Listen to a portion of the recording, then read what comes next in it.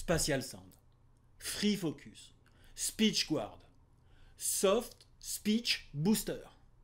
Nous sommes tous confrontés à ces noms de technologies inventées par nous, fabricants, et qui sont peu explicites sur leur fonctionnement, sur ce qu'elles sont vraiment capables de faire au cœur des aides auditives. Chez Oticon, nous avons décidé de vous déchiffrer ces noms, un petit peu barbares, et de vous expliquer ce qu'ils sont réellement capables de faire pour aider vos patients. Avec cette série de podcasts, vous allez redécouvrir nos technologies et comprendre comment elles sont capables de soutenir vos patients dans leur expérience auditive quotidienne. Nous partagerons également nos conseils pour adapter, régler ces technologies toujours plus sophistiquées, en simplement 5 minutes. Aujourd'hui, nous allons revenir sur les technologies qui aident vos patients dans les situations bruyantes. Vous verrez, c'est notamment grâce à l'intervention de l'intelligence artificielle. Vous êtes prêts? Alors, c'est parti. Ce n'est pas nouveau, nous le savons tous, les malentendants ont des difficultés à comprendre dans le bruit. Et optimiser le réglage des aides auditives pour ces situations est très complexe. Il existe un nombre infini de bruits et par conséquent de situations bruyantes. Et c'est exactement pour ça qu'Oticon a choisi de faire appel à l'intelligence artificielle pour optimiser le réglage des aides auditives pour chaque situation sonore. L'intelligence artificielle pilote 2 technologies qui vont permettre la compréhension dans le bruit. D'un côté, la technologie Free Focus, c'est-à-dire la sélection du mode directionnel optimal. Et de l'autre côté, la gestion trimode du bruit. Entrons un petit peu plus dans le détail de cette approche. Qu'est-ce que le Free Focus? Il s'agit de la technologie Oticon qui est chargée de la directivité. La plateforme IniumSense, qui équipe toutes les aides auditives Oticon de dernière génération, propose 3 modes de directivité. Premièrement, le mode omnidirectionnel, qui correspond à une écoute sur 360 degrés sur toutes les bandes de fréquence. Deuxièmement, la directivité totale. Elle correspond à un mode de directivité à la fois automatique et adaptatif sur toutes les bandes de fréquence. Troisièmement, la directivité partagée, qui va associer un mode omnidirectionnel sur les basses fréquences et directionnel sur le reste de la bande passante. Par défaut, c'est bien entendu le mode omnidirectionnel qui est utilisé.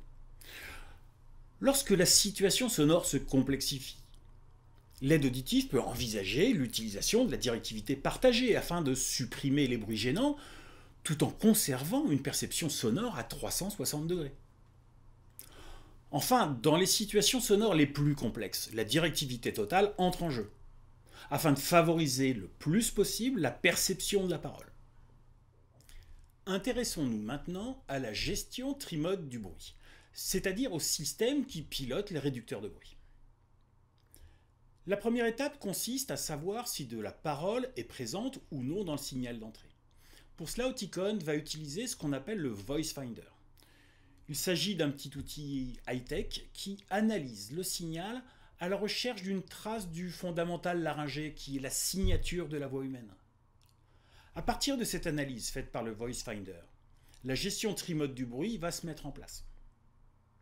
S'il n'y a que de la parole, alors il n'y a pas besoin de réduire le bruit.